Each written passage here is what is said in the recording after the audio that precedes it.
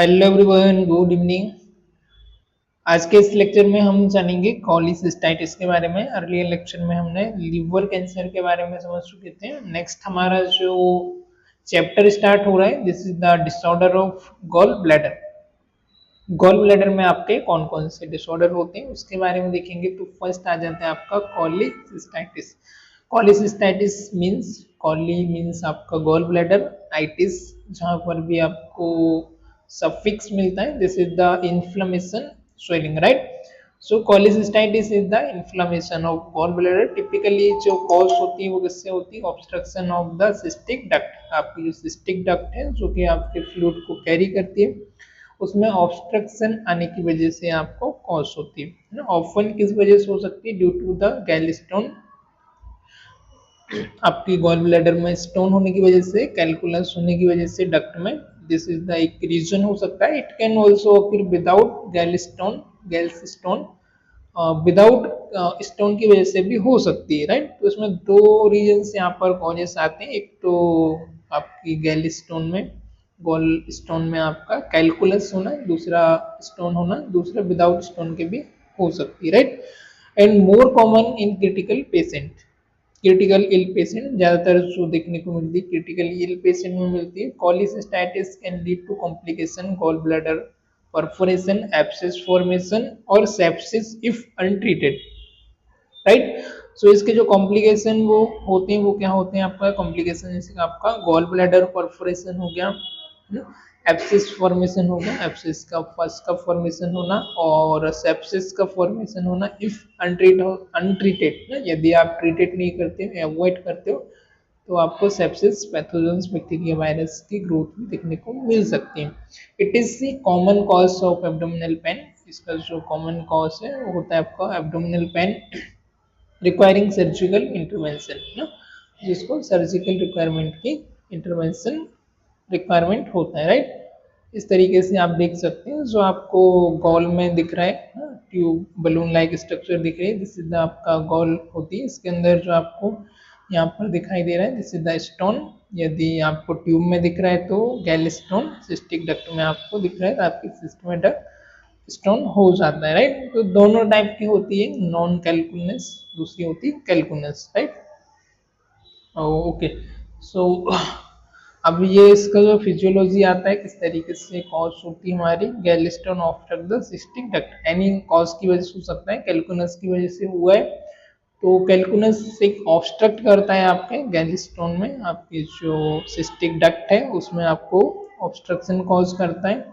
And static of the Biles जो है वो फ्लो होने से रुक जाता है, उसमें इरिटेशन आ जाता है, जिसकी वजह से क्या होता है आपका इंक्रीज इंट्राल्यूमिनल प्रेशर, जिसकी वजह से आपका जो इंट्राल्यूमिनल प्रेशर है वो इंक्रीज हो जाता है। एंड म्यूकोसल इन्फ्लेमेशन एंड स्टीमिया आपको हो जाता है। एंड अगले स्टेप में सेकेंडरी बैक्टीरियल इन्फेक्शन, साथ ही साथ क्या होता है secondary bacterial infection, commonly e coli, coli, klebsiella और एंट्रोकोकस की वजह से हो सकता है और ये आपके डेवलप हो सकते हैं। एक कैलकुलस में क्या होता है, इसमें occur without gall stones, often it critically ill patient, right. Second जो टाइप की होती है और इसमें आपका विदाउट गॉल स्टोन की वजह से होती है और अक्सर ये क्रिटिकली इल पेशेंट में देखने को हमको मिलती है। ये जो कॉज होती है वो होती है आपको बाइल स्टेसिस की वजह से, due to fasting, sepsis, trauma, total parental nutrition. किस किस रीजन से होती है? आपको बाइल्स रुक जाने की वजह से, फास्टिंग की वजह से, खाना वगैरह उपवास रखा है, फास्टिंग रखा है, या सेप्सिस हो गया है, या कोई ट्रॉमा, इंजुरी वगैरह हुई है, ट्रॉमा की वजह से हो सकता है। टीपीएन, टोटल पेरेंटल न्यूट्रिशन चल रहा है, ओरली कुछ भी इनटेक नहीं कर रहा है, आईवी के थ्रू न्यूट्रिशन जा रहा है पेशेंट को, उस रीजन की वजह से हो सकता है। इस्चेमिया इन बाइल कॉन्सेंट्रेशन कॉज इन्फ्लेमेशन, जो आपका इस्चेमिया होना, आपके टिश्यू लेवल तक प्रॉपर मात्रा में O2 डिलीवर नहीं हो पाना, कॉन्सेंट्रेशन प्रॉपर नहीं हो पाना बाइल का, जिसका एक कॉज हो सकता है इन्फ्लेमेशन। इन्फ्लेमेटरी कैस्केड की वजह से हो सकता है। एक कैस्केड का हमने process anatomy physiology first year में जाना होगा, ब्लड क्लॉटिंग की प्रोसेस होती है, तो इन्फ्लेमेटरी कैस्केड की वजह से आपको हो सकता है। देन ऑब्स्ट्रक्शन और स्टेटिस, नेक्स्ट जो रीजन है ऑब्स्ट्रक्शन और stasis activate cytokine prostaglandin and leukocyte है ना। ऑब्स्ट्रक्शन और स्टेटिस किसको एक्टिवेट करते हैं, आपके साइटोकाइन को, प्रोस्टाग्लैंडिन को एंड ल्यूकोसाइट को, राइट, जो क्या करते हैं आपको इन्फ्लेमेशन एंड स्वेलिंग को कॉज करने के लिए रिस्पॉन्सिबल होते हैं, right. Swelling and compromise blood flow, worsen inflammation, अब इसकी वजह सूजन आ जाती है, इसमें आपको कंप्रोमाइज होता है आपके ब्लड फ्लो में एंड इन्फ्लेमेशन आपको हो जाती है। क्रोनिक कॉलिसिस्टाइटिस में डेवलप विथ फाइब्रोसिस ना, क्रोनिक कॉलिसिस्टाइटिस डेवलप हो सकती है आपकी fibrosis and thickening of the gall bladder walls, right? So this is the pathophysiology. Now we are talk about clinical manifestation. जो टिपिकली सिम्टम्स होते हैं, right upper quadrant, abdominal quadrant, right upper में pen होना, often किस तरीके का होता है, अक्सर irritating to the right shoulder, right upper quadrant से राइट शोल्डर और बैक की तरफ रेडिएटिंग करता है, रेडिएटिंग करता हुआ जाता है, राइट। पेन जो होता है exerted after the fatty meals ना, आपने कुछ ऐसा फैटी मील्स लिया है, स्पेशली नॉन वेज वगैरह खाया है, इसमें फैट्स आता है, तब आपको ज्यादा एकदम सीवियर एक्सर्टेड पेन होता है खाना खाने के बाद, फैटी मील लेने के बाद। नोजिया होना, वॉमिटिंग होना, एक ये कॉज हो सकता है आपको नोजिया वॉमिटिंग होना, फीवर होना, आपको चिल होना, कपकपी होना। फिजिकल एग्जामिनेशन जब आप करेंगे तो कुछ आपको फाइंडिंग मिलती है, इसमें आपका मर्फी साइन होता है ना, मर्फी साइन पॉजिटिव है, and pain with palpation of right upper quadrant during deep inspiration, जब आप डीप स्लीप ले रहे होते हैं, डीप आप श्वास ले रहे होते हैं, उस समय पर आपको राइट अपर क्वाड्रेंट में पेन होगा, जब आप पाल्पेट करेंगे तब आपको पेन होगा, this is the Murphy science.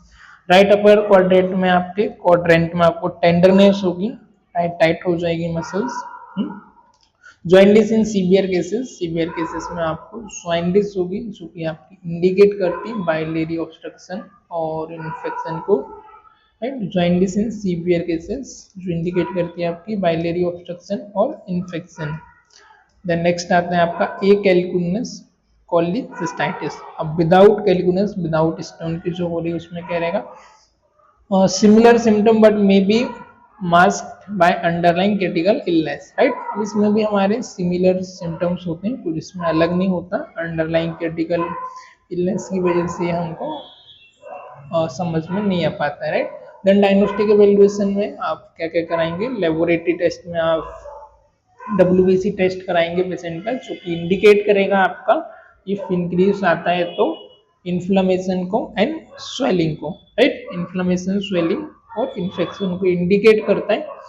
अगला जो टेस्ट हम करेंगे लीवर फंक्शन टेस्ट, LFT में आप इसमें स्पेशली चेक करेंगे एल्कलाइन फॉस्फेट, बिल्ट्यूफिन और transaminase if bile duct are involve, bile duct का यदि इन्वॉल्व है तो LFT टेस्ट में आपको फाइंड आउट करना होगा एल्कलाइन फॉस्फेट, बिल्ट्यूफिन, ट्रांसमिनेंस और bile duct are involved, right. Elevated C reactive protein, CRP जिसको बोलते हैं, ये आपका इंक्रीज आएगा, नॉर्मल रेंज से ज़्यादा आएगा। कुछ आप इमेजिंग स्टडी कराएंगे, अल्ट्रासाउंड, फर्स्ट लाइन इमेजिंग जो होती है, एंड USG अल्ट्रासाउंड, जिसमें आप फाइंड आउट करेंगे गॉल ब्लैडर की थिकनेस क्या है ना, पेरी कॉलिसिस्टाइटिस फ्लूइड को फाइंड आउट करेंगे, सोनोग्राफिक मर्फी साइन को आप चेक करेंगे, राइट। देन SIDA स्कैन, ये क्या होता है, तो this is the hepatobiliary immuno diacetic acid, right. Hepatobiliary immuno diacetic acid, इसका यूज क्या होता है, use when ultrasound finding are inconclusive showing cystic duct obstruction, इसका हम कब यूज करते हैं, जब आपके अल्ट्रासाउंड में हमको फाइंडिंग होती है इनकल्सिव शोइंग, हमको दिखता है cystic duct obstruction, cystic duct में कुछ हमको ऑब्स्ट्रक्शन दिखता है, उस केसेस में CT स्कैन कराएंगे, जो भी आपका डिटेक्ट करता है कॉम्प्लिकेशन लाइक परफोरेशन और abscess, right. CT scan detect complication like ऐसे परफोरेशन और एब्सिस। MRI, MRCP, MRI हमको हेल्प करता है विजुअलाइज करने के लिए कोई ऑब्स्ट्रक्शन वगैरह तो नहीं है, सस्पेक्टेड ऑब्स्ट्रक्शन है तो उस केस में हम MRI और MRCP, you can go for MRCP. Then finally we are talk about management, and management first is supportive care. Supportive care में पेशेंट को आपको नील वाई माउथ रखना है, NBOM पेशेंट को रखना है, NPO IV फ्लूइड आपको पेशेंट को कंटिन्यूस देना है as per condition. Pain management करना है, ओरली आपको कुछ भी डाइट नहीं देना है, राइट, टिल फर्दर ऑर्डर तक। एंटीबायोटिक देना है, एंटीबायोटिक में आपका broad spectrum antibiotic, specially gram negative anaerobic organism को जो किल करती है, जैसे कि आपका सेप्ट्रीजोन प्लस मेट्रोनिडेजोल, जो दो आपकी ड्रग है, मेडिसिन है इंजेक्टेबल जो आपकी यूज होंगे, इसमें आपकी सेप्ट्रीजोन